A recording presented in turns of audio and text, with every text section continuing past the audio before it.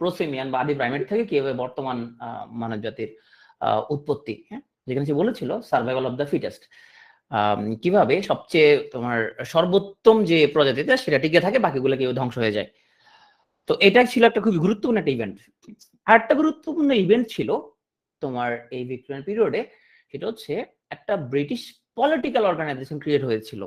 আমরা যেটা দেখেছিলাম 1800 শতকের দিকে এসে তোমার সাহিত্যিকদের মধ্যে এক ধরনের রাজনৈতিক সচেতনতা, মানুষের মধ্যে একদম রাজনৈতিক সচেতনতা শুরু হচ্ছে, যার সূত্রপাত হয়েছিল মূলত ফরাসি বিপ্লব থেকে। তো ওই ফরাসি বিপ্লবের কিছুটা আজ তোমার ব্রিটেনও পড়তে শুরু করলো। So British political organization Fabian Society. এই ফাবিয়ান সোসাইটির মানে হচ্ছে তোমার এরা ছিল তোমার সমাজের খুবই সম্ভ্রান্ত লোকজন, এবং যারা হচ্ছে খুবই, যাতে এম ছিল যে ব্রিটেনে খুব গ্রাজুয়ালি এবং শান্তিপূর্ণ আন্দোলনের মাধ্যমে এখানে একটা তোমার জনগণের এখানে শাসনটা প্রতিষ্ঠা করা, এবং এটা নেতৃত্ব ছিল মূলত middle class intellectual. So George Bernard Shaw এবং এইচ.জি. ওয়েলস, এই দুজন খুব বিখ্যাত সাহিত্যিক যারা এই সংগঠনের একদম নেতৃত্বের পর্যায়ে ছিল। ভিক্টোরিয়ান পিরিয়ডে আমরা তিনজন প্রধান কবিকে নিয়ে পড়াশোনা করব। একজনের নাম হচ্ছে আলফ্রেড টেনিসন, রবার্ট ব্রাউনিং এবং মেথু আর্নল্ড। আমরা ব্যাট দিয়ে মনে রাখতে পারি। সো ব্রাউনিং, আর্নল্ড এবং টেনিসন, এই তিনজন হচ্ছে ভিক্টোরিয়ান পিরিয়ডের প্রধান কবি। তো আমরা একটু উপন্যাসিকের দিকে নজর দিই। তো আমরা গতকাল পর্যন্ত আমেরিকান রাইটারদের নিয়ে খুব একটা কথাবার্তা বলি নাই। কারণ হচ্ছে খুব উল্লেখযোগ্য তোমার ক্যামেরা অন। কার ক্যামেরা অন? আমার ক্যামেরা অন।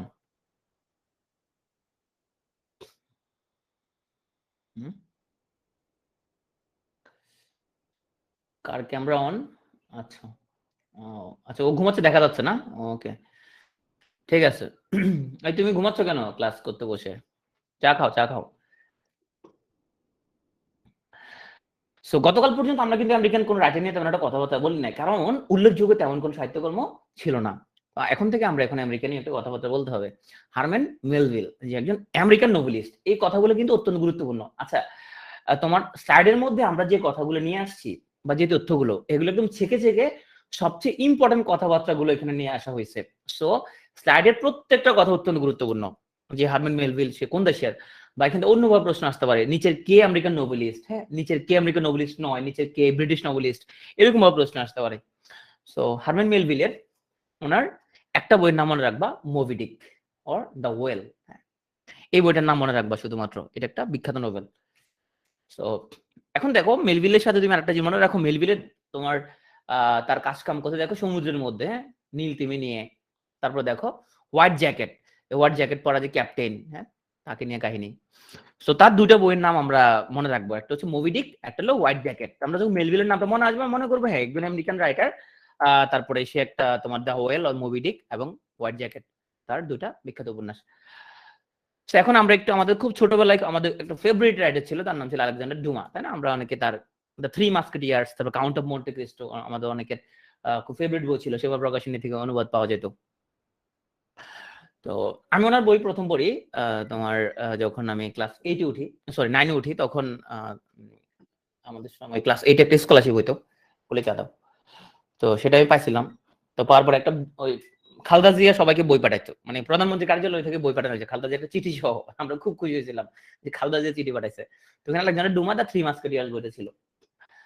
তো আলেকজান্ডার ডুমা একজন ফ্রেঞ্চ রাইটার, হ্যাঁ। এখানে কিন্তু সবার তোমার ন্যাশনালিটি গুলো মনে রাখা লাগবে।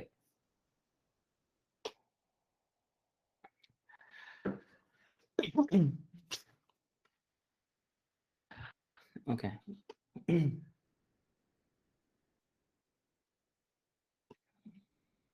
আর কি মেজারমেন্ট পাইছিল ভিত্তি, বাহ, খুব ভালো। তাহলে তুমি মানে ছোটবেলা থেকে অনেক টাকা পয়সা আয় করে ফেলতে না? আমি যখন ক্লাস 5-এ পড়ি তখন তো আমি কষাগা ছিলাম, মানে গাধা স্টুডেন্ট যারা ওরা কষাগায় করতো, যারা ভালো ওরা তো কষাগায়। কষাগার গুলো দুষ্টামি করতে একটু, যেমন যারা তোমার খুব খারাপ স্টুডেন্ট ওদেরকে তারা কষাগায় রাখতো। তো আমি কষাগার ছাত্র। একবার আমাদের প্রধান শিক্ষক ছিল সুনীল স্যার, সে একবার আমাদের ক্লাসে আসলো, আর সে অঙ্ক করতে দিল। সে তো আমি ছোটবেলা থেকে টুকটাক হিসেব নিকেশ পারি আর কি।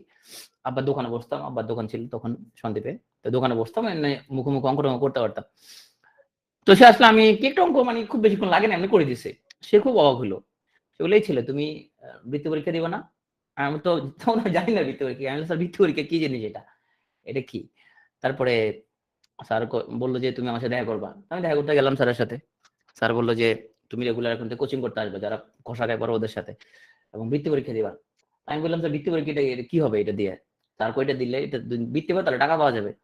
আমি তো খুব অবাক হয়ে গেলাম, কিন্তু পরীক্ষা পাস করলে আবার টাকা দেয়, এটা তো অদ্ভুত একটা ব্যাপার। এমনি তাহলে তো এটা দেওয়া উচিত না। তখন আমি পরীক্ষা দিয়ে দিলাম, তো পাইও গেলাম। তো ভালো লাগছিল, মানে জীবনের প্রথম আয় আর কি, ক্লাস 5 বৃত্তি পরীক্ষার টাকা যখন পাইলাম। তো ওটা সাধারণ কেটে পেয়েছিলাম। পরে বুঝতে পারছি ট্যালেন্ট ফুলে পাইলে তোমার হচ্ছে যে ট্যালেন্ট ফুলে আরো বেশি টাকা পাওয়া যায়। তখন চিন্তা করলাম তাহলে ট্যালেন্ট ফুলে পাওয়া লাগবে, কম টাকা বসাবে না। ট্যালেন্ট ফুলে পাইছিলাম এটি উঠে। যাই হোক, তো আলেকজান্ডার ডুমা উনি একজন ফ্রেঞ্চ রাইটার, যে 1802 সালে জন্মগ্রহণ করেছিল। জন্ম মৃত্যু কোনোটাই তোমার এখানে ইম্পর্টেন্ট না। জন্ম মৃত্যু শুধুমাত্র খুব কমন কিছু রাইটারের, ধরো উইলিয়াম শেক্সপিয়ার, হ্যাঁ, যারা খুবই বিখ্যাত এরকম দুই একজনের জন্ম মৃত্যু লাগবে, কিন্তু অন্যদের জন্ম মৃত্যু খুব একটা জরুরি না। তো ওনার বিখ্যাত বই the count of Monte Christo এবং দ্য থ্রি মাস্কেটিয়ার্স। সো সেবা প্রকাশনী থেকে এটা বাংলা অনুবাদ পাওয়া যায়। আমি স্পলার দিচ্ছি না এখানে, খুবই ইন্টারেস্টিং একটা বই। আমরা চলে আসবো এলিজাবেথ ব্যারেট ব্রাউনিং। সো বুঝা যাচ্ছে তোর কথাবার্তা শুনে, দি মানে তোমাকে, যে তোমার আমি কত ভাবে ভালোবাসি, মানে সে অনেক ভাবে ভালোবাসে, এখন সে গুনতে বলতেছে, মানে গুণে শেষ করা যাবে না, সে এত বেশি ওয়েতে ভালোবাসছে। সো এলিজাবেথ ব্যারেট ব্রাউনিং, উনি তোমার হচ্ছে যে ভিক্টোরিয়ান এরাতে অন্যতম প্রমিনেন্ট একজন পোয়েট, হ্যাঁ, এবং তার যে কাব্য সেটা তোমার ইউএসএ এবং ব্রিটেন সব জায়গায় তোমার ভীষণ জনপ্রিয়। এবং তার যেই তোমার হাউ ডু আই লাভ দি, এটা তার সবচেয়ে বিখ্যাত কবিতা। এটা তো সনেট। এবং তার সেকেন্ড যেই তোমার হচ্ছে যে পোয়েমটা তোমার মনে রাখবা, সেটা হচ্ছে যে অরোরা লেই, অরোরা LEIGH, এই দুটো বই মনে রাখলে হবে শুধু। হাউ ডু আই লাভ দি, উনি কবি ছিল, তাহলে ওনার তিনটা তথ্য মনে রাখবা। একটা হচ্ছে এলিজাবেথ ব্যারেট ব্রাউনিং, উনি ছিল একজন কবি, ওনার বিখ্যাত কবিতা হচ্ছে sonnet, how do I love thee, এবং তোমার অরোরা লেই। এটা মূলত তোমার ওনার হাজবেন্ডের প্রতি তার তোমার হচ্ছে যে প্রচন্ড মানে ভালোবাসা স্বরূপ একটা তোমার হচ্ছে যে, হ্যাঁ, একটা তোমার কাব্য। তোমার মানে তখনকার যুগে স্ত্রীরা স্বামীদেরকে অনেক ভালোবাসতো। এখন তো তোমার সিস্টেম চেঞ্জ হয়ে গেছে, এখন শুধু তোমার একজন স্বামীকেই পছন্দ করে তোমার স্ত্রীরা। এটা হচ্ছে শুধু স্বামী বিবেকানন্দ, আর কোনো স্বামীকেই পছন্দ করে না। তখনকার সময় আবার সিস্টেমটা ডিফারেন্ট ছিল তখন একটু, এখন তো সিস্টেম চেঞ্জ হয়ে গেছে অনেক। তাহলে চলে আসবো তোমার হ্যাঁ, আমার কথা সঠিক। এখন কি তুমি কোনো মহিলা পাবা যার স্বামীকে নিয়ে তোমার হচ্ছে যে মানে কবিতা লিখছে? ভাস্কর, কি বলো, তুমি শুনছো কোনোদিন মানে কোনো মানে স্ত্রী তার স্বামীকে নিয়ে একটা কবিতা লিখছে? তো সুফিয়া কামালের একটা তোমরা ইয়ে পড়ছো তাই না, কবিতা পড়ছো যে কিনা বসন্তর, যেই মানে শীতকাল আসে বসন্তর স্বামীকে মনে পড়তেছে, হ্যাঁ, তাহারই পরে মনে, এরকম কি একটা কবিতা ছিল, মানে ইন্টারে পড়ছিলাম। তো তার হাজবেন্ডকে স্মরণ করে সে লিখছে না। এখন কি তুমি একটা নারী আমাকে দেখাও তো যে তার হাজবেন্ডকে নিয়ে একটা কবিতা লিখছে? দেখো একটু, হ্যাঁ, তুমি একটা দেখাও। সো দেখাতে পারবো না এটা। যাই হোক, আমরা এখন লর্ড, তোমরা খুঁজতে থাকো যে আসলে বাবা কিনা। আমরা লর্ড আলফ্রেড টেনিসনের কাছে চলে আসি। সো আমরা যে তিনজন নাম বলেছিলাম ব্যাট, তার মধ্যে একজন হচ্ছে টেনিসন, এবং টেনিসনকে বলা হয় ভিক্টোরিয়ান পিরিয়ডের রিপ্রেজেন্টেটিভ পোয়েট। রিপ্রেজেন্টেটিভ পোয়েট মানে কি? মানে হচ্ছে যেমন আমরা দেখেছিলাম যে আলেকজান্ডার পোপ, তোমার সে তার সময়ে সবচেয়ে বিখ্যাত ছিল, হ্যাঁ। তো এই টেনিসন হচ্ছে তোমার ভিক্টোরিয়ান পিরিয়ডের রিপ্রেজেন্টেটিভ, মানে এটার প্রতিনিধি ছিল সে। তো সে ছিল ভিক্টোরিয়ান এজের একজন লিরিক পোয়েট, এবং 1850 সালে ওয়ার্ডসওয়ার্থের মৃত্যুর পরে তাকে পোয়েট লরিয়েট নির্বাচিত করা হয়। তো তোমরা এটা মনে রাখবা কিন্তু, যে কে কে পোয়েট লরিয়েট হয়েছিল মনে রাখতে হবে, কারণ পরীক্ষা প্রশ্ন আসবে এরকম, নিচের কে পোয়েট লরিয়েট নয়, এরকম ভাবে প্রশ্ন আসবে, বা নিচের কে পোয়েট লরিয়েট। তো তোমার অনেক পোয়েট লরিয়েট আমরা দেখতে পেলাম, এগুলো আলাদা আলাদা প্রত্যেকের নাম মনে রাখা লাগবে। কারণ হচ্ছে তুই পুরো সাহিত্য পড়ার পরে এরপর তুমি নিজেই কইবা যে উনি পোয়েট লরিয়েট ছিল। সো কে পোয়েট লরিয়েট আর কে পোয়েট লরিয়েট না, ওটা নিয়ে তুমি একটা বিশাল গ্যাঞ্জাম লাগাই ফেলবা।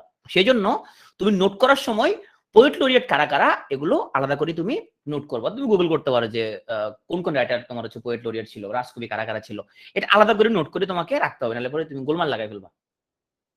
কিছু জিনিস তোমার যেগুলো দেখবা যে সিমিলার টাইপের তোমার হচ্ছে তথ্য, হ্যাঁ, একই নামের নোবেল আছে, আবার কমেডি আছে, তোমার একই নামে ধরো পোয়েম আছে, আবার নোবেল আছে, এরকম সিমিলার তথ্য যেগুলো পাবা, আমি একটা ক্লাস নিব, শেষ ক্লাসটা, ওখানের মধ্যে এই জিনিসগুলো থাকবে, যে সিমিলার জিনিসগুলো গ্যাঞ্জাম লাগতে পারে, তো তোমরা নোট করার সময় আলাদা করে লিখে রাখবা, হ্যাঁ, তোমার এরকম সিমিলার জিনিস কি কি আছে, এগুলোর মধ্যে কিন্তু ব্যাপক গ্যাঞ্জাম লাগে, এবং সবাই জানে যেগুলো গ্যাঞ্জাম লাগবে এগুলো পরীক্ষা প্রচুর আসে।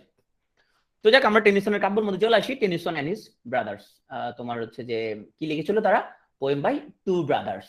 ওর ভাই তোমার হচ্ছে যে ক্লেইটন টেনিসন, তোমার হচ্ছে যে সো তোমার তারা দুই ভাই মিলে তারা এই কাব্যগ্রন্থ লিখেছিল। কুইন মেরি আর ড্রামা, এটা হচ্ছে তোমার টেনিসনের একটা বিখ্যাত ড্রামা। আমরা শুধুমাত্র এখানে সেই বইগুলোর আমরা নাম নিয়ে আসছি যেগুলো পরীক্ষার জন্য আমাদের কাজে লাগবে, বাট যেগুলো মানে সবচেয়ে মেজর ওয়ার্ক, মানে প্রশ্ন আসছে যেগুলো সম্পর্কে আসবে, শুধু আমরা ওগুলো আনছি এখানে, আমরা এখানে হিজি বিজি জিনিসপত্র খুব আনি নাই। সো ইন মেমোরিয়াম, সো ইন মেমোরিয়াম হচ্ছে এইচ মানে কি বলতে পারবো আমরা কেউ? কার স্মরণে লিখছিল এটা ইন মেমোরিয়াম? এটা একটা এলিজি শোকগাথামূলক কবিতা। এটা কার স্মরণে লিখছিল আমরা কি জানি? তার বন্ধু। এইচএস মানে কি? এইচএস মানে কি? আর্থার হেলাম, হ্যাঁ, আর্থার হেলাম, আর্থার হেনরি হেলাম, আর্থার হেনরি হেলাম, এইচ। সো আর্থার হেনরি হেলাম ওনার বন্ধু ছিল, তার বন্ধুর তোমার মৃত্যুতে একটা শোকগাথা ইন মেমোরিয়াম মনে রাখতে হবে। সো তাহলে আমরা আরেকটা জিনিস শিখলাম যে এলিজি গুলো তোমাকে আলাদা করে তুমি একটা নোট করে রাখবা, যে কোনটা কোনটা এলিজি, তুমি কি কি বললা, মিল্টনের কি এলিজি পড়ছো, কোন কবির কি এলিজি, সেগুলো আলাদা করে এক জায়গায় নোট করে রাখবা, হ্যাঁ।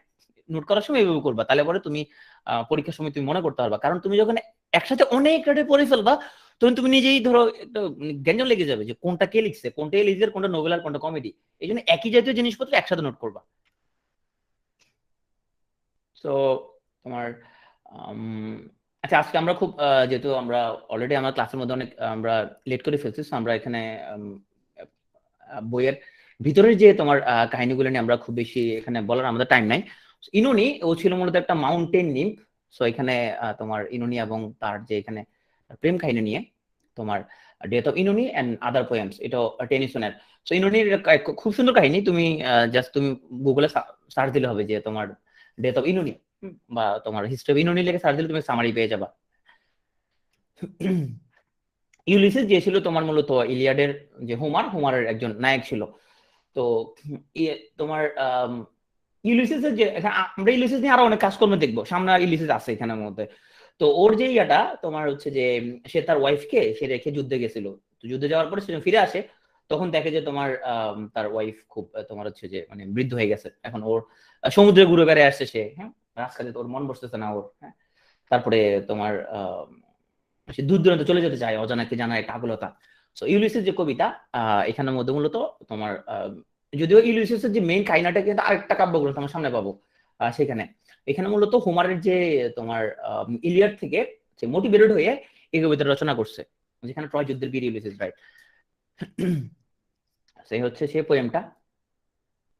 এখানে ইউলিসিসের কোনো হিস্ট্রি নাই, ইউলিসিস হিস্ট্রি আমরা সামনে পাবো যে সে তোমার কিভাবে একটা ভুল মানে বর বা ভুল অভিশাপে সে কিভাবে তোমার বৃদ্ধ হয়ে যায়।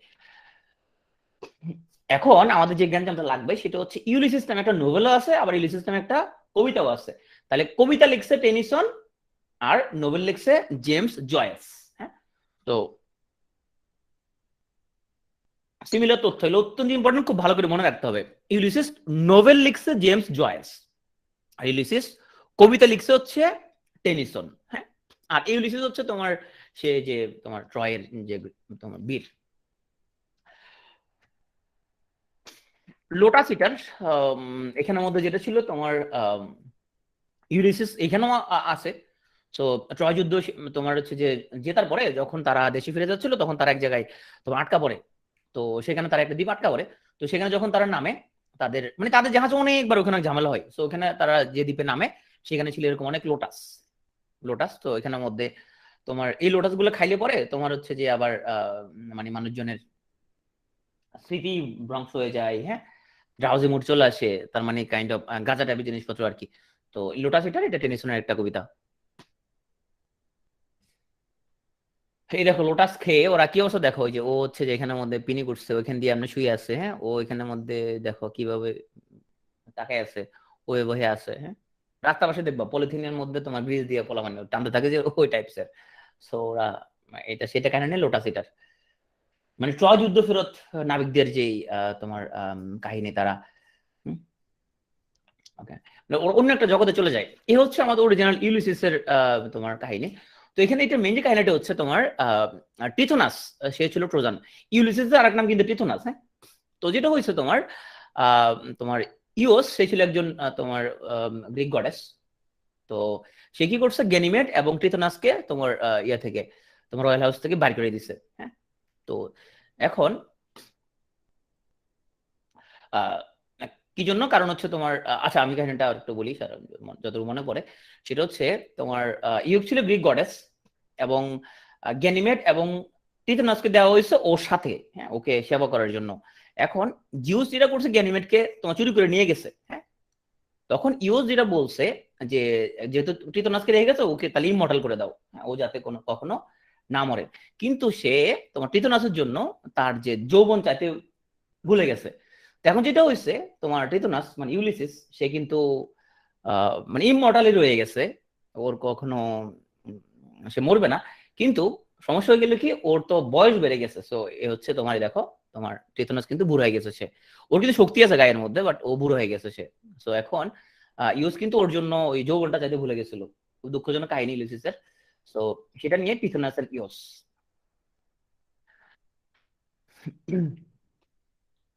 মডেডি আর্থার। তো আমরা এই কিং আর্থারকেও তোমার হচ্ছে যে আরো এক জায়গায় পাবো সামনে। কিং আর্থারের তার শেষ অবস্থার, হ্যাঁ, হ্যাঁ। তো তার যে দেখো মৃত্যু শয্যে আছে সে, এবং তার এই যে সাঙ্গপাঙ্গ তাকে এখন গান বাজনা বাজাচ্ছে এখন, তার মৃত্যু শেষ অবস্থায় তোমার দেখো যে ওর আহ, তোমার কোলে মাথা শেষ, মানে শেষ মৃত্যুর প্রহর গুনতেছে। তো কিং আর্থার কাহিনী নিয়ে মডেডি আর্থার, এটা একটা পোয়েম। এখন আসো তাহলে আমাদের জ্ঞানজাম যেটার সাথে লাগবে, সেটা হচ্ছে যে মর্টেডি আর্থার নামে আমাদের আরেকটা বই আমরা পড়ছিলাম, অনেক আগে পড়ছিলাম, স্যার থমাস ম্যালোরির, তাই না? এটা ছিল একটা তোমার উপন্যাস। তো লে মর্টেডি আর্থার এই নোভেলটা লিখছে স্যার থমাস ম্যালোরি। আর এটা উপন্যাস, সরি, এটা হচ্ছে, এটা নোভেল নাকি ড্রামা? এটা নোভেল, রাইট। আর মর্টেডি আর্থার পোয়েমটা হচ্ছে টেনিসন। আমরা টেনিসনে একটু কাজ কারবার গুলো একটু রিভিশন দিয়ে আসি, যেহেতু সে অনেক বিখ্যাত। তো টেনিসন হচ্ছে যে তোমার, ওকে বলা হয়তো রিপ্রেজেন্টেটিভ পোয়েট, লিরিক পোয়েট ছিল, পোয়েট টোয়েট ছিল। টেনিসন এন্ড হিজ ব্রাদার্স, ওর ভাইয়ের সাথে। কুইন মেরি, এটা একটা ড্রামা। তারপরে তার দোস্ত তোমার হচ্ছে এইচ হেনরি হল্লামের মৃত্যুতে লিখছে ইন মেমোরিয়াম। তারপরে তোমার ইনুনিয়ান, তোমার যে একটা মাউন্টেন নেম, তার কাহিনী অবলম্বনে লিখছে the death of Oenone and other poems. তারপরে ইউলিসিস, যে গ্রিক যে বীর, তোমার ইলিয়াডের হোমার থেকে মোটিভেটেড হয়ে ইউলিসিস কবিতাটা সে লিখছে। আর ইউলিসিস নামে নোভেলটা লিখছে জেমস জয়েস। তারপরে তোমার ট্রয় যুদ্ধে যে তারপরে গ্রিকরা ফিরে যাওয়ার পথে ওরা একটা দ্বীপে আটকা পড়ছে, তখন সেটার কাহিনী নিয়ে লোটাস ইটার। তো আর এই যে এখানের মধ্যে তোমার টিথোনাস মানে যার আরেকটা নাম ইউলিসিস, তা ইউস তার যৌবন যাতে ভুলে গেছিল। তো এখানে তোমার তার সব করুণ কাহিনী নিয়ে টিথোনাস এন্ড ইওস। রাজা আর্থারের শেষ অবস্থা নিয়ে মর্টেডি আর্থার, এটা একটা পোয়েম। এবং রাজা আর্থারের তোমার লে মর্টেডি আর্থার, স্যার থমাস ম্যালোরির একটা নোবেলও আছে। ওকে, তো আমরা একটু টেনিসনের তোমার তার একটু গুরুত্বপূর্ণ কথাবার্তাগুলো একটু শুনি। তো বলছে, I M A part of all that I have made, যে সে যা কিছুর সংস্পর্শে আসছে, তোমার সে সবকিছুর একটা পার্ট। এটা একটা তোমার সার্টেন ধর্মবিশ্বের মানুষজন বিশ্বাস করে যে আমরা হচ্ছে যে তোমার প্রকৃতির যা কিছুর সংস্পর্শে আমরা আসি, ওটার আমরা একটা পার্ট, হ্যাঁ, ওটা একটা পার্ট হয়ে যায় আমরা। So who's wise in love, love most say least. So সঠিক কথা বলছে সে, যে ভালোবাসে বেশি কিন্তু বলে কম, হ্যাঁ। যারা আসলে বলে বেশি, ওরা ভালোবাসে কম। If I had a flower for every time I thought of you, I could walk through my garden forever. So সে বলছে যে তোমার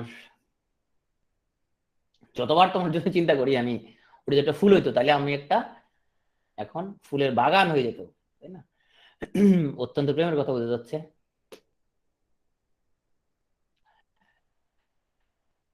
A lie which is half a truth is ever the blackest of lies. So আমরা অনেক সময় বলি যে অর্ধ সত্য এটা মিথ্যার চেয়েও কিন্তু ভয়ঙ্কর। কারণ ঢা মিথ্যা কথা মানুষ তো বিশ্বাস করে না, কিন্তু যেটা অর্ধ সত্য সেটা মানুষ বিশ্বাস করে, মানুষজন কিন্তু প্রচন্ড ধোকা খায়।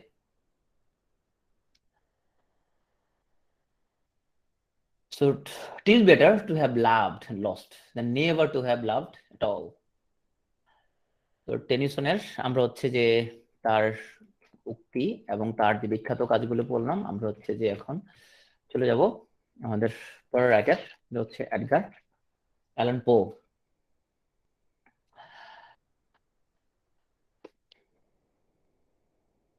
টিস মানে কি? টিস মানে দিস। যেরকম দি মানে হচ্ছে যে তোমার হচ্ছে মানে কবিতার মধ্যে ছন্দ মিলানোর জন্য তোমার হচ্ছে যে অনেক কিছু শর্ট ফর্ম, হ্যাঁ, অনেক কিছু তোমার কন্ট্রাকশন ইউজ করা হয়। এডগার অ্যালান পো উনি ছিলেন একজন আমেরিকান, যাকে বলা হয় father of English short story and modern detective story. তো তোমার নোট করার সময় আলাদা করে নোট করতে হবে যে তোমার ফাদার অফ কমেডি কে, ফাদার অফ ট্রাজেডি কে, ফাদার অফ এপিক পোয়েট কে, হ্যাঁ, কোনটার ফাদার কে, যত ফাদার আছে সব ফাদারকে আলাদা করে তুমি নোট করে রাখবা। আর তোমাদের বইয়ের শেষে তোমরা যারা মিরাকল বই কিনছো, অন্য যে রাইটারের বই কিনছো, দেখবা বইয়ের শেষে তোমার হচ্ছে যে তোমার একটা চার্ট আছে, একটা না অনেকগুলো চার্ট আছে। তোমরা কি দেখছো কিনা চার্টগুলো? কেউ চার্টগুলো দেখছো? দেখবো বইয়ের শেষে একটা চার্ট আছে, অনেকগুলো চার্ট আছে। সেই চার্ট ছাড়াও তো নিজের একটু ছোট করে নোট করে ফেলবা যে কোনটার ফাদার কে, এগুলো পরীক্ষার জন্য অত্যন্ত গুরুত্বপূর্ণ।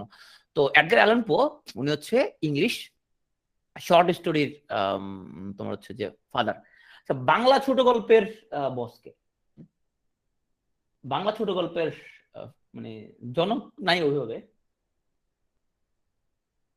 রবীন্দ্রনাথ ঠাকুর, রাইট। বাংলা ছোট গল্পের তোমার জনক বলা হয় না, কিন্তু ছোট গল্প তোমার হচ্ছে যে এটার যে পপুলারিটি বলি বা ম্যাক্সিমাম উনি করছে। এই মাইক্রোফোন অফ করে দাও, মাইক্রোফোন অন কর।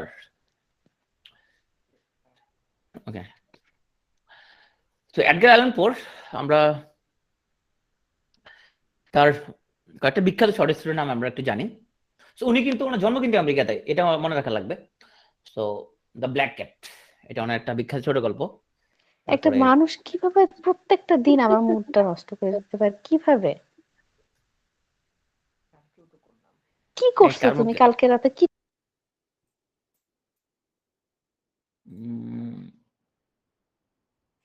ওকে, সরি। আচ্ছা, সো হেলেনা ট্রয় তোমার হচ্ছে যে যে ছিল মূলত তোমার গ্রিকের আগামেমননের ভাইয়ের ওয়াইফ। তো তোমার ট্রয়ের লোকজন যখন ওখানে যায়, তো প্যারিস কি করে হেলেনকে ওখান থেকে ভাগায় নিয়ে আসে আর কি। তো সেটার কাহিনী নিয়ে তার তোমার, এটা কাহিনী না আসলে, হেলেনকে উদ্দেশ্য করে সে, হ্যাঁ, হেলেনকে উদ্দেশ্য করে সে তোমার তার যে বিখ্যাত পোয়েম সেটা হচ্ছে টু হেলেন। হ্যাঁ, তো তাহলে এটা আলাদা করে তোমার কেন মনে রাখা লাগবে? কারণ তোমার এডগার অ্যালান পো ওনাকে লিখলে মনে হবে উনি তো ছোট গল্পকার, তাহলে তুমি শর্ট স্টোরি লিখছে। বাট টু হেলেন কিন্তু শর্ট স্টোরি না, টু হেলেন হচ্ছে তোমার একটা পোয়েম। তো তোমরা আলাদা করে মনে রাখা লাগবে। ধর একজন নোভেলিস্ট, উনি যদি কোনো কবিতা লিখে, সেটা তোমাকে গুরুত্বপূর্ণ জিনিস মনে রাখা লাগবে, কারণ যেগুলো ডিফারেন্ট আছে। আমাদের একজন হলে মেনলি ড্রামাটিস্ট, তোমার হচ্ছে যে সে লিখছে একটা নোভেল লিখছে, হ্যাঁ, ডিফারেন্ট টাইপের কোনো কিছু যদি সে লিখে, সো তখন ওগুলো আলাদা করে মনে রাখা লাগবে।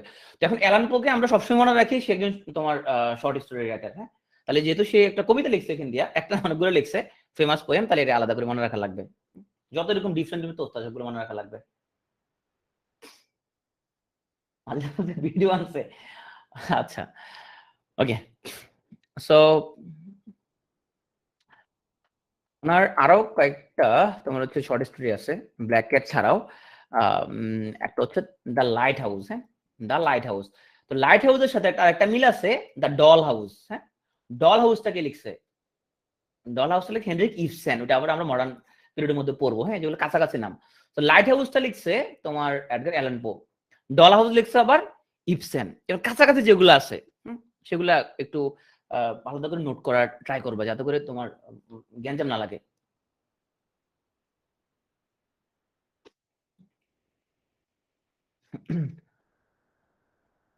আফরোজ জাকির ঘুম ভাব কেটে গেছে। আচ্ছা, এখন আমরা আসি একটু তোমার গ্ল্যাডস্টোন, যাকে বলা হয় grand old man of Britain. So যত রাইটারের যত রকম টাইটেল আছে, যত উপাধি আছে, সেগুলো একসাথে সব নোট করে রাখবা যে কার টাইটেল কি, কার উপাধি কি। গ্ল্যাডস্টোনের টাইটেলটা হচ্ছে grand old man of Britain. So কাকে তোমার মক হিরোইক পোয়েট বলা হয়, কাকে তোমার ব্লাইন্ড পোয়েট বলা হয়, হ্যাঁ। তো এই যে কাকে কি বলা হয়, যে টাইটেল গুলা, সেগুলো আলাদা করে নোট করে রাখতে হবে। গ্ল্যাডস্টোন থেকে আমরা যাই, ওনার কোনো বই তোমার পড়তে হবে না, তার একটা শুধু উক্তি পড়লেই হবে। তোমার উক্তিটা হচ্ছে justice delayed is justice denied, justice হারিড justice buried. খুবই গুরুত্বপূর্ণ একটা কথা বলছে। মানে সে বলতে চাইছে যে তুমি যদি একটা জাস্টিস যদি তুমি যদি ডিলে করো, তাহলে তুমি জাস্টিসটাকে ডিনাই করলা। আর যদি জাস্টিস করতে যদি তুমি তাড়াহুড়া করো, তাহলে জাস্টিসটাকে কবরে দিয়ে ফেললা, হ্যাঁ। সো তাহলে জাস্টিস কি করতে হবে, এটা ডিলে করা যাবে না, আবার তাড়াহুড়ো করা যাবে না।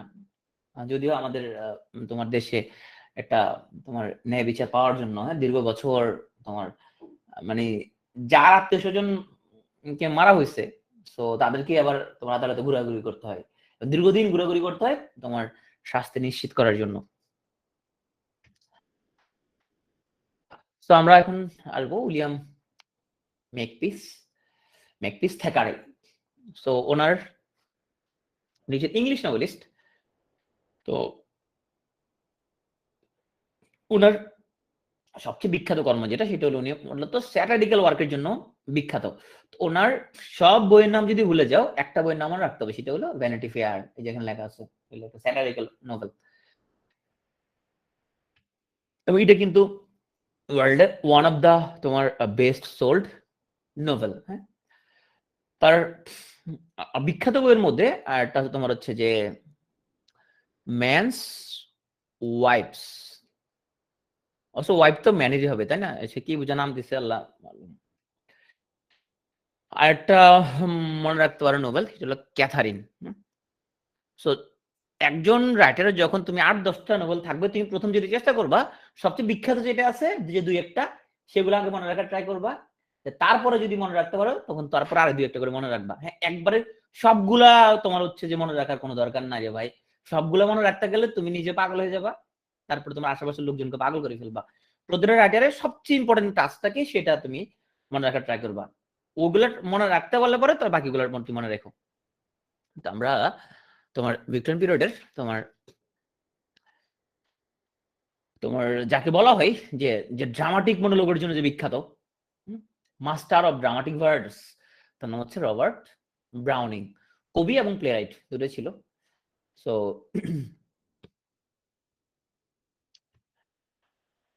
ওনার বিখ্যাত যে বইটা, সেটা হচ্ছে ম্যান এন্ড উইমেন। এটা কি জন্য বিখ্যাত হয়? দুটো কারণে। একটা হলো এখানে ব্ল্যাঙ্ক ভার্স আছে, এখানে ড্রামাটিক মনোলগ। মনোলগ মানে কি জানি বলছিলাম আমরা? মনোলগ মানে কি জানি বলছিলাম?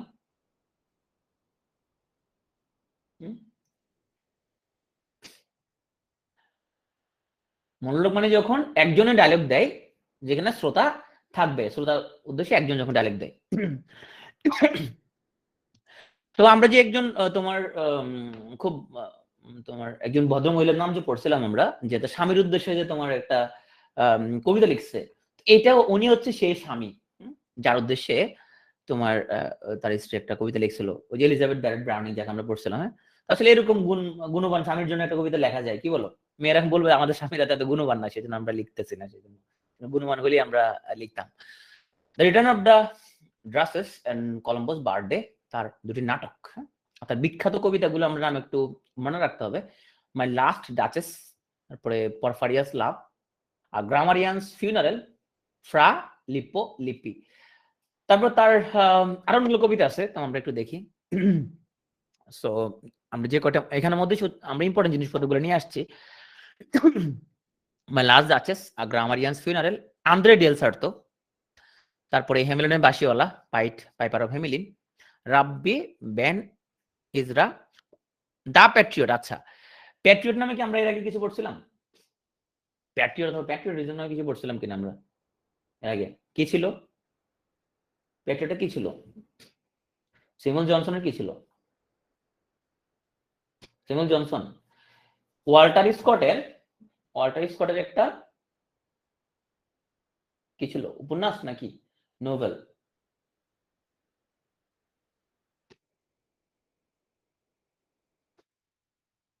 ওয়াল্টার স্কটের একটা পোয়েম ছিল, রাইট।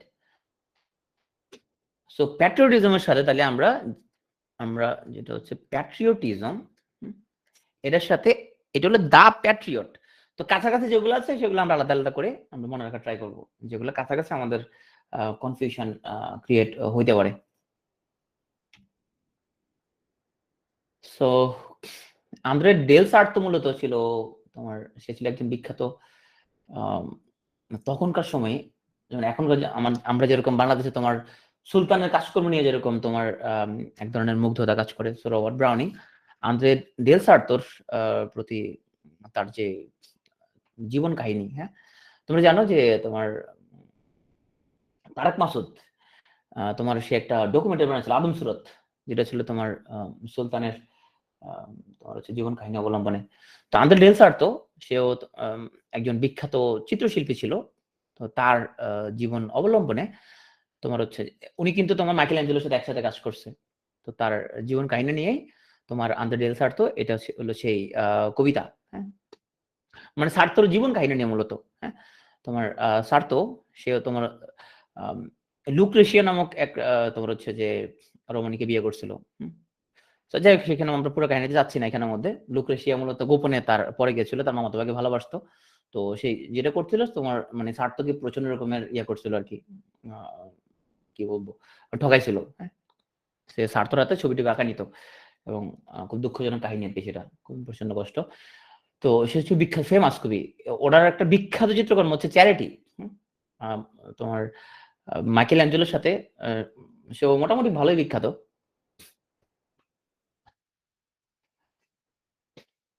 আচ্ছা, আন্দ্রে দেল সার্তো চ্যারিটি, এটা মুখস্থ করা লাগবে না তো পরীক্ষায়, হ্যাঁ। এটা পরীক্ষার জন্য না, এটা তোমাকে দেখাইলাম যে আন্দ্রে দেল সার্তো সে কত মাস্টারপিস করছে, এটা হলো তার ওয়ার্ক, আরেকটা ওয়ার্ক, হ্যাঁ। তো এইগুলো তোমার পরীক্ষার জন্য না। আমরা চলো Charles Dickens.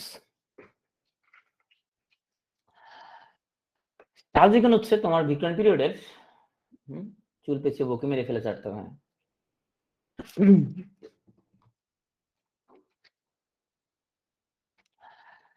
So Charles Dickens সেই ভিক্টোরিয়ান পিরিয়ডের সবচেয়ে তোমার প্রতিভাবান এবং জনপ্রিয় ঔপন্যাসিক।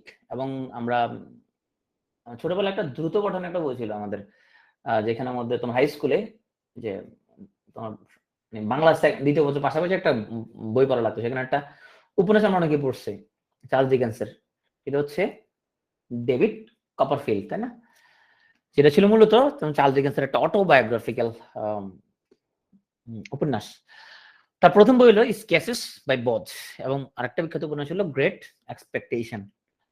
So Oliver twist, David Copperfield, তোমার এটা so এটা নিয়ে এত বেশি কথা হয়েছে, তো এটা মনে হয় না এটা পরীক্ষার জন্য খুব মনে রাখা লাগবে, কারণ এটা মোটামুটি সবাই জানে। এটা ওর স্টেপ ফাদারের যে নির্মম নির্যাতনের কাহিনী, হার্ড টাইমস এবং আর টেল অফ টু সিটিজ, এটা ডেভিড কপারফিল্ডের একটা বিখ্যাত উপন্যাস। তো টেল অফ টু সিটিজ এখানের মধ্যে উনি মূলত তোমার দুটো শহর নিয়ে কথাবার্তা বলছে। আমরা কি জানি সে দুটো শহর কি? সো দুটো শহর লন্ডন এবং প্যারিস, এই দুটো শহর নিয়ে সে কথাবার্তা বলছে।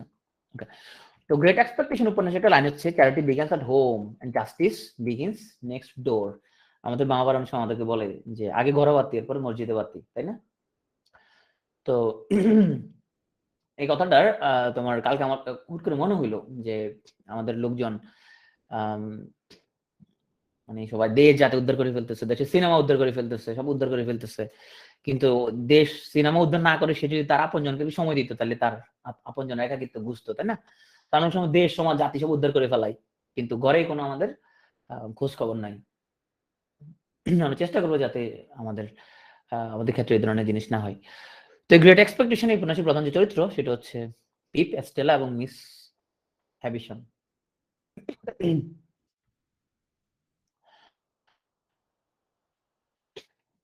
অ্যাডভেঞ্চার অলিভার টুইস্ট, এখানে একটা বালকের তার তোমার লাইফের দুর্বিষহ কাহিনী নিয়ে। The Old Curiosity Shop, Christmas Carol, Hard Times এবং দ্য ব্লিক হাউস।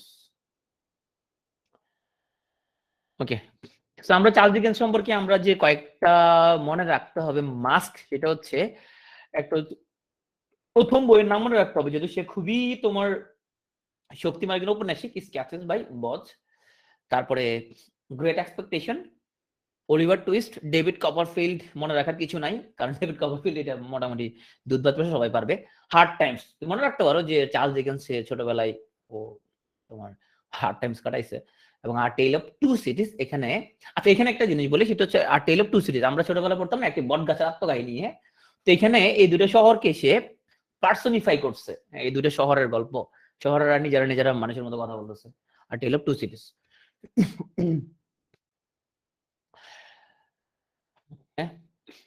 তারপরে তোমার হচ্ছে যে আমি চলে আসবো শার্লট ব্রন্টে।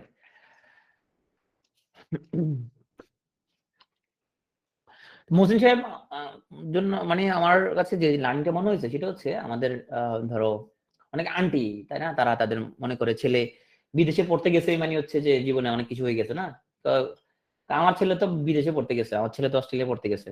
এখন ছেলে বিদেশে পড়তে গেছে বা ছেলে বাইরে সেটেল হয়েছে, এটা যে জীবনের আলটিমেট তোমার ইয়া না, কি বলবো, মানে খুব সাকসেস না তোমার, মানে এটার মধ্যে একদম মানে জীবনে সব হয়ে গেছে, অনেক বিশাল কিছু অর্জন হয়ে গেছে। এটা একটা এডুকেশন, তাই না, একটা বিশাল এডুকেশন। আমাদের অনেক আন্টিরা মনে করে যে ওনার ছেলে বিদেশে পড়তে গেছে মানে অনেক উদ্ধার হয়ে গেছে, তাই না, দেশ জাতি সব উদ্ধার হয়ে গেছে, অনেক কিছু হয়ে গেছে। তাই শেষ পর্যন্ত আমাদের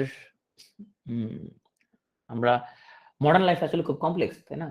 আমরা যত বেশি আধুনিক হচ্ছি, যত বেশি মডার্ন হচ্ছি, যত আরবানাইজেশন হচ্ছে, আমরা অনেক বেশি আমরা নিজের ভিতরে তোমার, আমি তোমার ফেসবুকের উপরে একটা ডকুমেন্টারি আছে দেখুন নেটফ্লিক্সে, ফেসবুক নিয়ে। তো ওখানে যেটা দেখাইছে সেটা হচ্ছে আমরা এখন সবাই একটা বিচ্ছিন্ন দ্বীপের মতো হয়ে গেছে। ধর আমরা হচ্ছে যে বন্ধু বান্ধব মিলে গল্প করতেছি, ধর আমরা 3 বন্ধু গল্প করতেছি, তো ধর অনেক বন্ধু আমরা একত্র একত্র হয়েছি। তো ও হচ্ছে ওর ফেসবুক নিয়ে, ও ওর ফেসবুক নিয়ে, ও ওর ফেসবুক নিয়ে ওই ভিতরে ঢুকে গেছে। সো ওর সাথে ও কোনো কথা বলছে, ওর সাথে ও কথা বলতেছে না। তুমি কি খেয়াল করো, তুমি কোথাও আড্ডা দিচ্ছ বন্ধু বান্ধব সহ, দেখবা আলাদা আলাদা যাবো সবাই সবার ফেসবুক।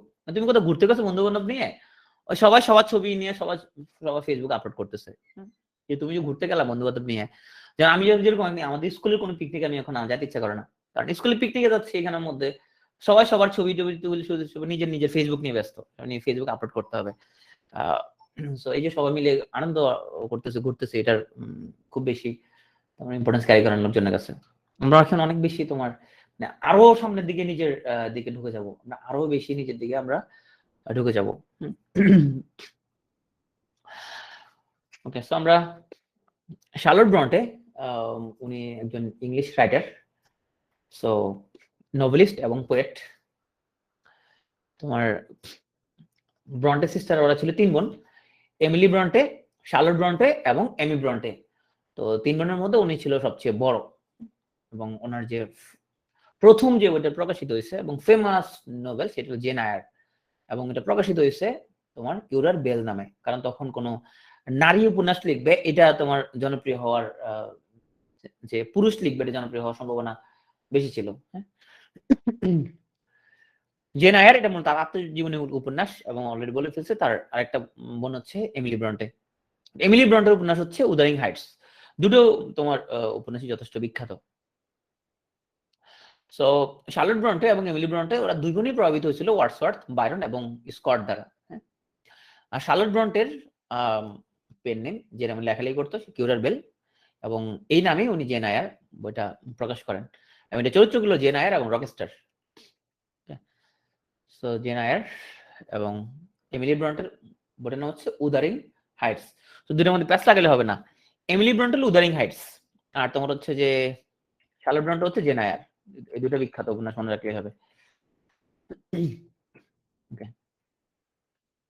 উদারিং হাইটসের এখানে আমরা একটি ক্যারেক্টার মনে রাখতে হবে। সো হেলক্লিফ উনি হচ্ছে উপন্যাসের প্রধান চরিত্র।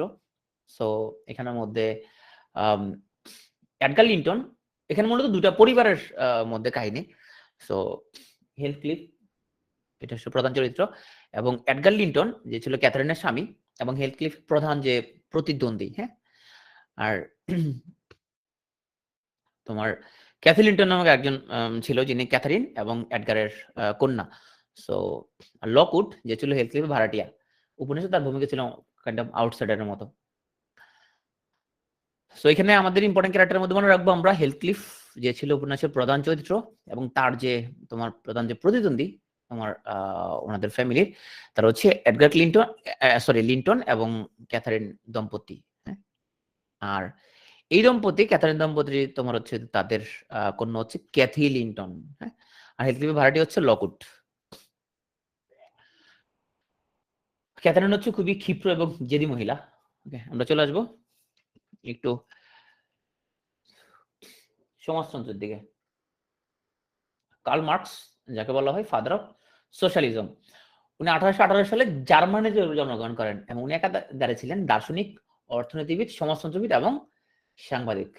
তো উনি বসবাস করেছেন স্থায়ীভাবে ইংল্যান্ডে, এবং উনি তোমার হচ্ছে যে সেখানেই কত বছর পরে 64 বছর বয়সে মৃত্যুবরণ করেন ওখানেই। তার বিখ্যাত থিওরি মার্কসিজম, যেটা সমাজ, অর্থনীতি, রাজনীতি তিনের সমন্বয়ে তৈরি। তো তার গুরুত্বপূর্ণ যে থিওরি গুলো সেটা হচ্ছে তোমার ভ্যালু, সারপ্লাস ভ্যালু এবং কমোডিটি, এবং শ্রেণী সংগ্রাম তত্ত্বের প্রবর্তক।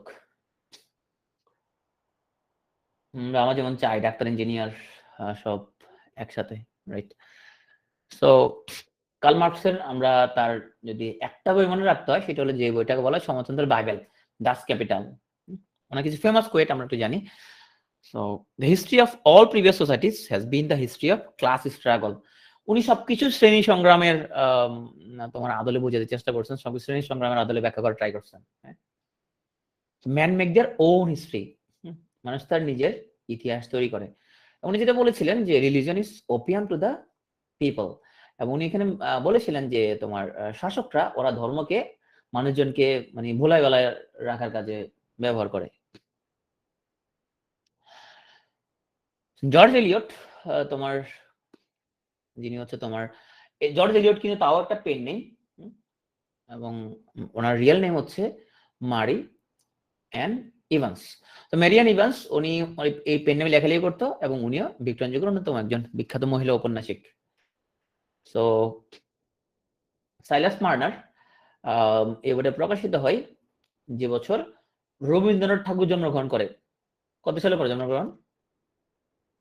1861 সালে। এই বছরই বইটা প্রকাশিত হয়। সো এই উপন্যাসের একটা নাম হচ্ছে দ্য উইভার অফ রেভলো। এটা প্রধান চরিত্রগুলো সাইলাস মার্নার নিজেই, এপি এবং উইলিয়াম ডেইন।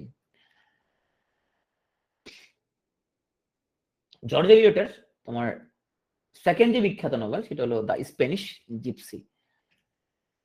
স্প্যানিশ ট্র্যাজেডি কে লিখছে? স্প্যানিশ ট্র্যাজেডি,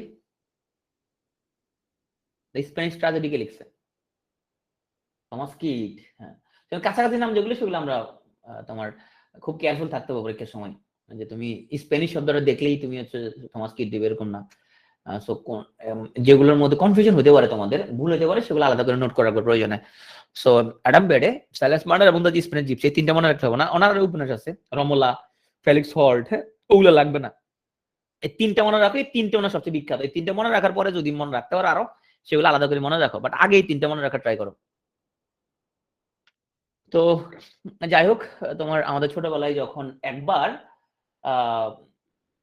মানে এক শুক্রবারে যদি আলিফ লাইলা না দেখতাম, আলিফ লাইলা না দেখা মানে হচ্ছে ওই শুক্রবারটা হচ্ছে মিস। হ্যাঁ, মানে ওই শুক্রবারের কোনো মানে এটা খুবই মন খারাপ হয়ে আমাদের নষ্ট হইতো, মনে হচ্ছে ওই শুক্রবারটা নষ্ট হয়েছে এটা। হ্যাঁ, আলিফ লাইলা মানে যে 1000 তোমার মানে হাজার রজনীর যে কাহিনী, আরব্য রজনীর যে কাহিনী।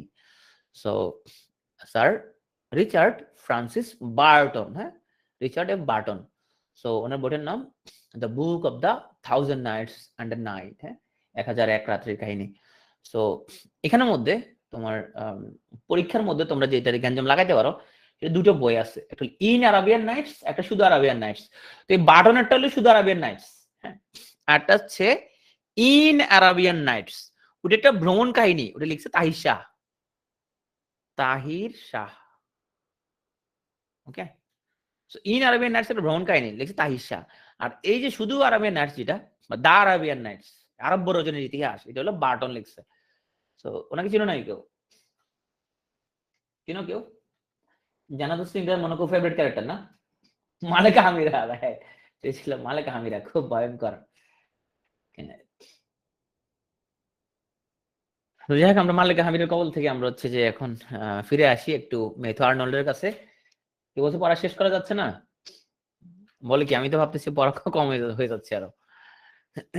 সো ম্যাথু আর্নল্ড তোমার, তার ভাইয়ের মৃত্যুতে তোমার সে ছিল আরেকজন ফাইনেস্ট একজন পোয়েট। হ্যাঁ, সো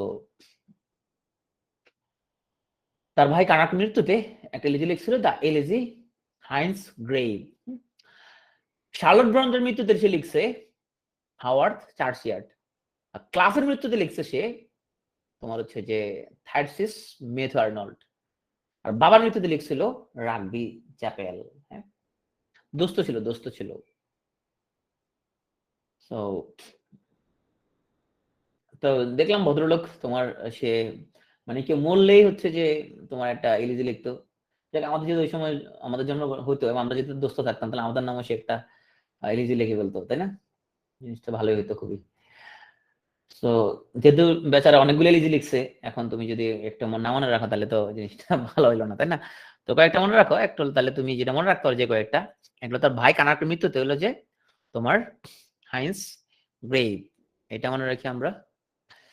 শার্লট ব্রন্টে যেহেতু নিজেই একজন বিখ্যাত লোক, শার্লট ব্রন্টের তোমার হচ্ছে যে হাওয়ার্ড চার্চিয়ারটা মনে রাখি আমরা। তারপরে ক্লাফ, তার মৃত্যু হলো থাইরিস। হ্যাঁ, সো থাইরসিস, এবং তার বাবার মৃত্যু হলো রাগবি চ্যাপেল।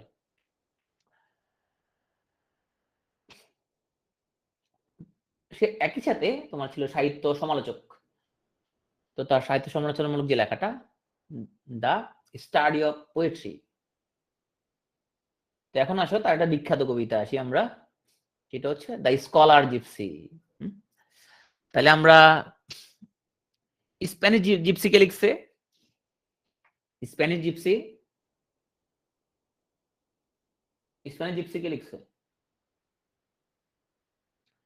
স্প্যানিশ জিপসি কে লিখছে George Eliot. Right, George Eliot লিখছে। আর এটা হচ্ছে স্কলার জিপসি। তো ম্যাথু আর্নল্ড লোকটা স্কলার ছিল না, লোকটা অনেক শিক্ষিত লোক ছিল সে কিন্তু। হ্যাঁ, এবং সে তোমার ক্লাসিক্যাল লিটারেচার পড়াশোনা করতো এবং স্কুল ইন্সপেক্টর ছিল। অক্সফোর্ড ইউনিভার্সিটিতে সে তোমার পোয়েট্রি প্রফেসর ছিল 5 বছর। হ্যাঁ, মানে লোকটাও স্কলার এবং লেখসও একটা তোমার হচ্ছে যে স্কলার জিপসি। আমার লগে কামেরও যথেষ্ট রকমের তার মিল আছে। সো তার আরেকটা বিখ্যাত কবিতা হলো ডোবার বিচ, দা ফোর সেকেন্ড মারম্যান। এই তিনটা মনে রাখি আমরা। সো মিথানল নিয়ে আমরা মূলত তার যে এলিজি গুলো, কোনটা তার বাবার মৃত্যুতে, কোনটা ভাইয়ের মৃত্যুতে, কোনটা শার্লট ব্রন্টে এবং কোনটা ক্লাফের মৃত্যুতে, এগুলো আমরা এই কয়েকটা আমরা মনে রাখবো। ওকে, এবং তার যে ক্রিটিসিজম সেটা হচ্ছে দ্য স্টাডি অফ পোয়েট্রি, এটা আমরা মনে রাখবো। এখন আসলে আমরা একটু তলস্তয়ের কাছে আসি। হ্যাঁ, বলা হয়ে থাকে যে পৃথিবীর তোমার তাবৎ ঔপন্যাসিকের জন্ম হয়েছে তলস্তয়ের কোটের পকেট থেকে। So Russian writer who primarily wrote novels and short stories. মানে বিখ্যাত তোমার বইটার নাম হলো ওয়ার অ্যান্ড পিস এবং আনা কারেনিনা। আমি অসংখ্য পড়ার ট্রাই করছি। সো প্রতিবারই কিছু পেজ পড়ার পর এরপর আর মানে মনোযোগ ধরে রাখতে পারি না।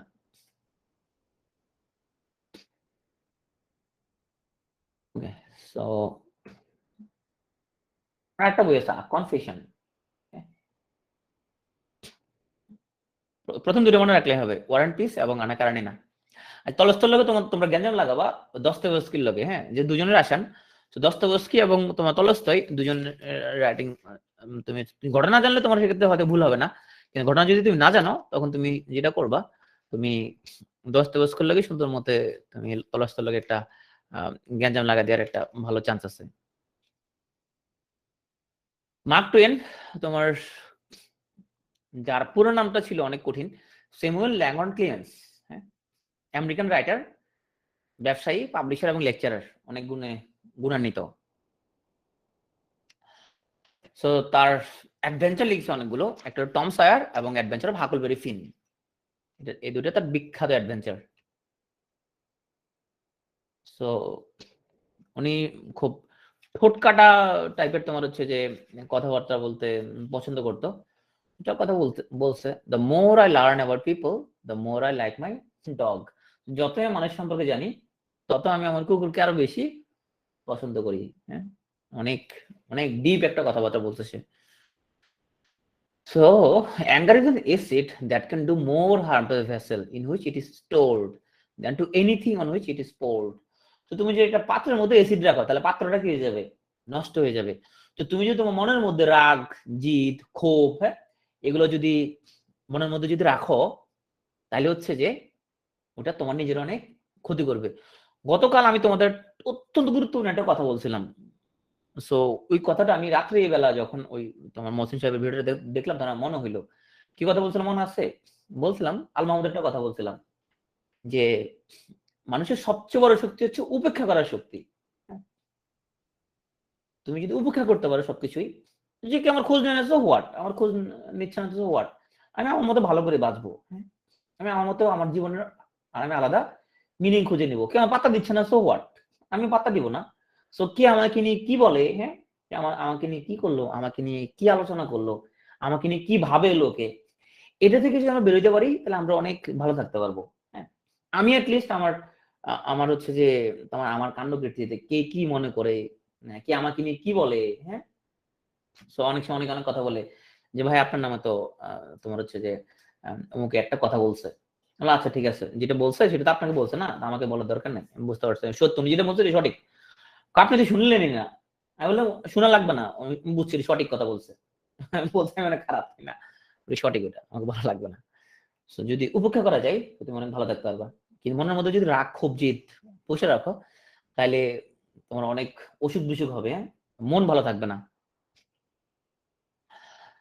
সো বয়স বাড়া নিয়ে আমরা খুব চিন্তিত, তাই না? তোমরা কারা কারা চিন্তিত বয়স বাড়া নিয়ে? খুব গায়ে লাগা হাসনি, গায়ে লাগানো যাবে না, অনেক চিন্তিত। So age is an issue of mind over matter. If you don't mind it does not matter. তো বয়স নিয়ে আসলে চিন্তা করার কিছু নাই। ঠিক আছে আসাদ? ওকে।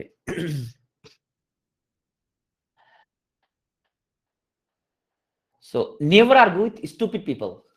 They will drag you down to their level and then beat you with their experience. তো stupid people এর সাথে তুমি কখনো তর্ক করিও না। আমি যেটা করি, আমি ধরো ফেসবুকে আমার ইচ্ছা কিছু একটা লিখছি আমি, তো লোকজন উল্টা পাল্টা ওরা লজিক দিচ্ছে, ওরা হয়তো কমেন্ট করতেছে, আমি কোনো রিপ্লাই করি না, আমি পড়িও না ওর কমেন্ট। আমার লোকজন আপনাকে তো ওই একটা কমেন্ট করছে এটা, তাহলে আমার আমার কাজ হলে আমি আমার মতামত প্রকাশ করছি ফেসবুকে, আমারটা আমি লিখছি, ওর কমেন্ট ও করছে, ওর কমেন্ট আমাকে পড়তে হবে কেন, বা ওর কমেন্ট রিপ্লাই আমাকে কেন দিতে হবে, তাই না? আমার ইচ্ছে যে আমি লিখছি, ওর ইচ্ছে যে ও কমেন্ট করছে, আমার তো পাবলিক পোস্ট, ও কমেন্ট করছে, ওর ইচ্ছে হয়েছে, আমার তো দরকার নয় তর্ক করার। ও কি বলে না বললে সেটা আমার কোনো প্রয়োজন নেই। তো যদি তর্ক না করো লাইফে কারোর সাথে কোনো ইস্যু নিয়ে, যদি তর্ক যদি না করো তাও লাইফ অনেক ভালো থাকতে পারবা যে কোনো জায়গায়। তোমার দেখবে কিছু লোক আছে অফিসে শুধু তর্ক করে এবং ওরা খুবই তোমার মানে নীতি নৈতিকতার একটা তর্কবাগী, হ্যাঁ, সবকিছুর মধ্যে যুক্তি লজিক। মনে রাখবা যুক্তি দিয়ে কোনো কিছু অর্জন হয় না। লিখে রাখো খাতার মধ্যে একটা কথা, যুক্তি দিয়ে পৃথিবীতে কোনো কিছু অর্জন তুমি করতে পারবে না, অর্জন করতে ভালোবাসা লাগবে। তুমি যদি কোনো মানুষের সাথে তর্ক করো তার মানে কি? তর্ক মানে কি? তর্ক মানে হচ্ছে তুমি ওর অহমের মধ্যে, ওর আত্মমর্যাদায় আঘাত হানলা। তো ও কি করবে? ও তর্কে জিততে চেষ্টা করবে, তাই না? সঠিক কিনা? তুমি তর্ক করলা, তুমি ওকে লজিক দেখাইলা, লজিক দেখালে ও কি তোমার লজিক মানবে না? তোমার পথে আসবে সে?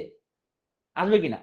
তো তুমি একটা রাজনৈতিক দল করো, আর একটা করে, তুমি তর্ক করলো, ওকে যুক্তি দিয়ে বুঝাইলা যে ওর রাজনৈতিক দল ভুল, তোমারটা কারেক্ট, ওর নেতা ভুল, তোমারটা কারেক্ট, বা তোমার ধর্ম ভুল, ওরটা কারেক্ট, বা তোমারটা কারেক্ট, ওর ধর্ম ভুল। তুমি এগুলো যদি বুঝাও, হ্যাঁ, এগুলো যে বুঝাতে যাও তুমি এইসব যুক্তি তর্ক দিয়ে পৃথিবীতে তোমার কিছু করতে পারবে না। তুমি ইভেন তুমি রিলিজিয়ন পরিচয় তুমি করতে পারবে না তুমি তর্ক দিয়ে, হ্যাঁ। ধরো আমাদের এই যে বাংলাদেশে বা আমাদের ভারতীয় উপমহাদেশে ইসলাম ধর্ম কেমনে আসছে? ওরা কি আসে এখানে কইতো ভাইরা আসেন আমরা একটা আপনাদের তর্ক করি, আপনাদের সাথে তর্ক করছে কেউ? তোমাদের কি ধারণা যে সুফিরা আসছে, এই যে বড় বড় তোমার দরবেশ আউলিয়ারা আসছে, চিরং আসছে বারা আউলিয়া, সিলেট আসছে শাহজালাল, হ্যাঁ, ওরা তর্ক করছে এই আসেন নি আপনাদের ধর্ম ভুল, আমারটা কারেক্ট, এই না আমারটা কারেক্ট, আপনারা কি সব এগুলো করতেছেন, আমার ধর্ম কারেক্ট, এটা মানেন? ওরা এটা করে না। ওরা কি করছে এখানে? ওরা এখানে বসবাস করছে, ওরা ভালোবাসা প্রিচ করছে, তাই না? ওরা ওদের ভালো আচরণ করছে, ভালোবাসছে মানুষকে। তো তখন মানুষজন কি করছে, তখন ওর আচার আচরণে আকৃষ্ট হয়ে গেছে। আমরা যারা এরকম তর্ক করি, এবং আমি আমি খুবই অপছন্দ করি মানে তর্ক করা, তর্ক জিনিসটাকে আমি প্রচন্ড, আমি খুব মানে আমাকে বিরক্ত করে একটা ব্যাপার মনে হয় তর্ক করা। এবং তর্ক না করে লাইফে অনেক ভালো থাকতে পারবা, এবং সব জায়গায় দেখবা যে তোমাকে সবাই অনেক পছন্দ করে। অফিসে সবাই দেখবে তোমাকে পছন্দ করবে, নেভার কখনো আর্গু করবে না। আর বসের সাথে তো কখনোই না।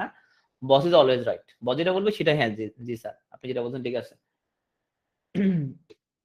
আমি যেটা বলি দ্বিমত পোষণ করতে হলে বলে স্যার হ্যাঁ আপনি যেটা বলছেন ঠিক আছে স্যার, তো এমনি করলে মানে আরেকটু ভালো হইতো। ওই বলি যদি বলে আপনি এটা ভুল, এটা তো বলা যাবে না, তাই না? এটা বললে তো তাহলে আমি ওনার হোমের মধ্যে আঘাত করলাম, আত্মমর্যাদা আঘাত। আমি বলি স্যার আপনি আপনি যেটা বলছেন এটাও রাইট, কিন্তু স্যার এইভাবে করলে মানে আরেকটু ভালো হইতো।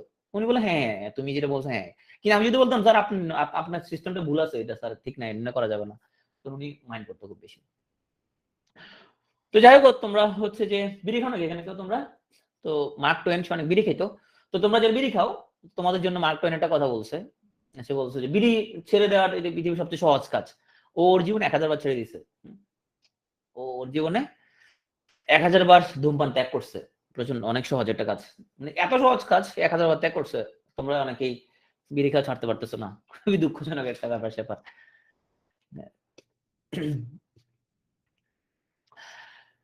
তো যাই হোক, আমরা হচ্ছে যে মার্ক টোয়েনের তার মজাদার কথাবার্তা শুনলাম। এখন আমরা একটু থমাস হার্ডির কাছে চলে আসি। যাক, হার্ডি নামটা হার্ডি হলেও লোকটা তেমন একটা হার্ড না। তার আবার লেখাজোকার নামগুলো খুব হার্ড। উপন্যাসের নাম হচ্ছে টেস অফ দ্য ডিয়ার ওয়াইলস, মানে খুবই হার্ড একটা নাম। আর একটা ছোট কবিতা হচ্ছে in time of the breaking of nation.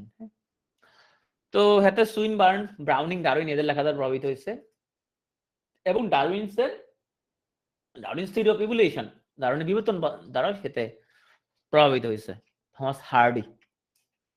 হলো Tess of the d'Urbervilles, এটা তার একটা বিখ্যাত নোবেল।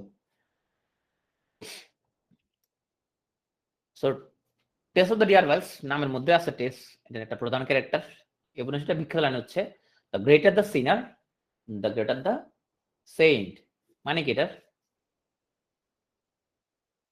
এটা খুব কাছাকাছি বাংলা কেউ বলতে পারবা? The greater the sinner, the greater the saint, এটা খুব কাছাকাছি বাংলা বলতে পারবা?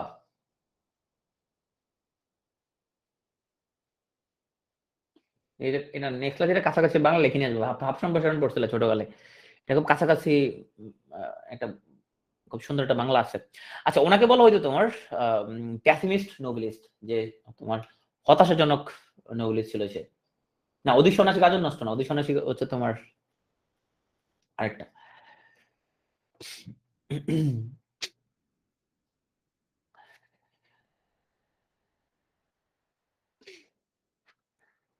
না, অতিভক্তি জোর লক্ষণ না। ওনার মেজর ওয়ার্ক হলো the poor man and the lady. তো তোমার হচ্ছে যে এটা কিন্তু পাবলিশ হয় নাই। হ্যাঁ, উনি এটা ডেস্ট্রয় করে ফেলছে, এটা ম্যানুস্ক্রিপ্টটা। হ্যাঁ, সো মানে প্রকাশিত হতে দেয় নাই উনি। Desperate remedies, under the greenwood tree, under the greenwood tree হবে the return of the native. So ওনার মেজর ওয়ার্কের মধ্যে তোমার যে কয়েকটা নাম মনে রাখতেই হবে, আমরা সিরিয়ালে যদি বলি। সো প্রথমটা মনে রাখতে হবে টেস অফ দ্য ডিয়ার ওয়াইলস, এটা মনে রাখবো, the return of the native এবং আন্ডার দ্য গ্রিনউড ট্রি। এই তিনটা আমরা হচ্ছে যে স্পেশালি আমাদেরকে মনে রাখা লাগবে। ছন্দমন্দ দিয়ে হবে না, তুমি বারবার পরে পরে মনে রাখতে হবে। ছন্দমন্দ তেমন কোনো কাজে আসবে না। ওকে, আমরা একটু রবার্ট লুইস স্টিভেনসনের কাছে আসি। তার ট্রেজার আইল্যান্ড, আমরা সম্ভবত এটা আগে পড়ছিলাম না? Strange case of doctor Jekyll and mister Hyde. Okay, আচ্ছা, আমরা শার্লক হোমস পড়ছি কি ওখানে? শার্লক হোমস পড়ছে নাকি না? শার্লক হোমস, সো যে রাইটার তার নাম হচ্ছে sir Arthur Ignatius Conan Doyle, বা সংক্ষেপে শুধুমাত্র Arthur Conan Doyle. Arthur Conan Doyle থেকে ওই শার্লক হোমস শুধু একটা তোমার মনে রাখলেই হবে। উনি ছিল একজন স্কটিশ ফিজিশিয়ান রাইটার, ডক্টর ছিল কিন্তু উনি। তোমাদের কালকে একটা রাইটারের নাম বের করতে বলছিলাম, যে একজন ডাক্তার বাংলা সাহিত্যে সবচেয়ে লম্বা উপন্যাস লিখছে, তুমি বাইর করতে পারছো? হুম, পারছো কিনা বাইর করতে কেউ? হুম, পারো নাই?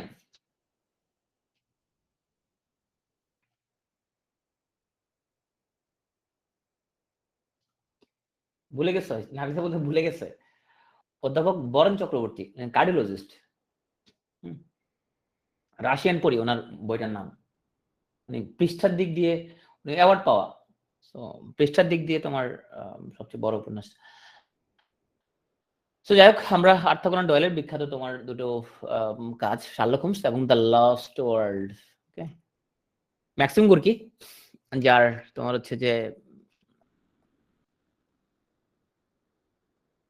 যার মা উপন্যাস বলাই থাকে তোমার মা নামক অনেক উপন্যাস লেখা হয়েছে, কিন্তু দুটা বিখ্যাত মা, একটা হচ্ছে ম্যাক্সিম গোর্কির মা, একটা হচ্ছে আনিস উলকের মা। তো ম্যাক্সিম গোর্কির মা কেন বিখ্যাত আমি ভালো করে বুঝি না, আমার খুব একটা ভালো লাগে নাই। কাহিনী তখনকার সময়টা আসলে ধারণ করতে পারে না, তাই জন্য আমার খুব একটা ভালো লাগে নাই। বাট এটা খুবই বিখ্যাত একটা তোমার উপন্যাস। বলা থাকে তুমি যদি 5টা উপন্যাস পড়ো, তোমাদের একটা হচ্ছে শুড বি মাদার। ওনাকে বলা হয় ফাদার অফ সোশ্যালিস্ট রিয়ালিজম বা সমাজতান্ত্রিক বস্তুবাদের জনক। মাদার এবং মাই চাইল্ডহুড, এই দুটো অবশ্য এটা ওনার কিন্তু এখানে ওনার নিজের ছোটবেলার অনেক কাহিনী এখানের মধ্যে আসছে। ওকে, হচ্ছে দ্য মাদার। সো ভিক্টর হুগোর তোমার লা মিজারেবল, এটা মনে রাখলে হবে। আর তোমার হচ্ছে ওনার যেই শর্ট স্টোরি ক্লডে গিউক্স, এটা খুব গুরুত্বপূর্ণ। ওনার বিখ্যাত পোয়েম হচ্ছে তোমার অটাম লিভস, তারপরে ইনার ভয়েস এবং রেজেন শ্যাডোস। এই দুটো বিখ্যাত। তাহলে আমরা ভিক্টর হুগো থেকে যে মনে রাখবো, নোবেল হচ্ছে লা মিজারেবল, এইটা। পোয়েম থেকে অটাম লিভস, ইনার ভয়েস এবং রেজেন শ্যাডোস। শর্ট স্টোরি থেকে হলো ক্লডে জিওক্স এবং হচ্ছে তোমার হ্যাঁ এ পর্যন্তই। রালফ ওয়ালডো এমারসন, তো ফেমাস বইয়ের নাম হচ্ছে দ্য আমেরিকান স্কলার। তো এই হচ্ছে আমেরিকান স্কলার উপন্যাসের কভার। আমরা চলে আসি শেষ দিকে, আর মাত্র আমরা আমাদের হচ্ছে যার দুজন রাইটার শেষ। ওয়াল্ট হুইটম্যান, যাকে যে হচ্ছে আমেরিকার ন্যাশনাল পোয়েট, এবং ওয়াল্ট হুইটম্যানকে বলা হয় গণতন্ত্রের কবি। সো বলাই থাকে if he had any love it was America, the America of his dream. তো যেহেতু আমেরিকা জাতীয় কবি, তাহলে সে কিছুটা মনোযোগের দাবি রাখে। সো লিভস অফ গ্রাস, তারপরে তোমার হচ্ছে যে ড্রাম ট্যাপস, ফ্রাঙ্কলিন ইভান্স। ওকে, এখান থেকে তার লিভস অফ গ্রাস, এটা হচ্ছে তার সবচেয়ে বিখ্যাত কাব্যগ্রন্থ। তার উল্লেখযোগ্য কবিতা হচ্ছে ও ক্যাপ্টেন মাই ক্যাপ্টেন, যেখানে উনি এই উপন্যাসটা হচ্ছে আব্রাহাম লিঙ্কনের মৃত্যুতে প্রকাশ করেছিলেন। যেহেতু তিনি গণতন্ত্রের কবি, তো আব্রাহাম লিঙ্কনের মৃত্যুতে উনি খুব প্রচন্ড শোকাহত হয়েছিলেন। ক্রসিং ব্রুকলিন ফেরি, এই কবিতায় তিনি অতীত বর্তমান ভবিষ্যৎকে চমৎকারভাবে একসাথে আবদ্ধ করেছিলেন। দস্তয়েভস্কি, উনি রাশিয়ান লেখক এবং দার্শনিক। ওনার ফেমাস নভেল হচ্ছে ক্রাইম অ্যান্ড পানিশমেন্ট। তো ওনার এই গ্রন্থের থিমটা হচ্ছে ক্রাইম নেভার গোস উইদাউট পানিশমেন্ট। আমরা এখন আজকে আলোচনার একদম আমাদের সর্বশেষ যে কবি, তার নাম হচ্ছে এমিলি ডিকিনসন। তাকে বলা হচ্ছে মৃত্যুর কবি। বিখ্যাত কবিতা I am nobody who are you. So I taste a liquor never brewed, যেখানে আমাদের উনি দেখেছিলেন যে পৃথিবী খুব মানে আমরা যখন সুরাসক্ত, সুর মানে অ্যালকোহল, তো মদ খেয়ে যখন কেউ তোমার একটা ওই দৃশ্যে যখন সে পৃথিবীকে যখন দেখে, ঘোরের মধ্যে যে পৃথিবীকে দেখে, সো সে বলছে জীবনটা আসলে সেরকম। তো উনি জীবনটাকে উনি খুব নিরাসক্ত একটা চোখে দেখানোর ট্রাই করছেন। Taste liquor never brewed. So wild nights, এটা হচ্ছে ওনাকে বলা হয়ে থাকে প্রধানত মৃত্যু চিন্তার কবি, এবং উনি সবসময় তোমার হচ্ছে যে নির্জনতা পছন্দ করতেন। তো এই কবিতাটি সেরকম। উনি বলতে মৃত্যুর মধ্যেই উনি ভাবতেন যে মানুষের মুক্তি। এই তিনজন মুসল্লি চলে যাচ্ছে পিছন থেকে। I felt a funeral in my brain. Emily ডিকিনসনের তার চেতনা জুড়ে ছিল মৃত্যু, এবং উনি তোমার এই কবিতার মধ্যে একদম মৃতদেহের সমাধিস্থ করার একটা বর্ণনা। হ্যাঁ, মৃতের ধাপ। I felt a funeral in my brain because I could not stop death. So যত রকম এরকম হতাশাজনক মৃত্যু যে কথা বুঝবে, সব এগুলি এমিলি ডিকিনসনের কাজ কারবার। মৃত্যুকে উনি খুব সহজ এবং স্বাভাবিকভাবে গ্রহণের দিকটা ফুটে তুলছে। হ্যাঁ, বলছে যে পৃথিবীতে মানুষজন বিভিন্ন রকম কাজকর্মে নিজেকে জড়াই রাখলেও এক সময় মৃত্যুর দিকে আমাদেরকে এগিয়ে যাইতে হবে, মৃত্যুর মাধ্যমে আমাদের জীবনের পরিসমাপ্তি ঘটে। So thank you.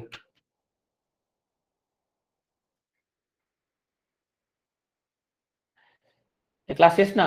এই চলে যাচ্ছে কেন?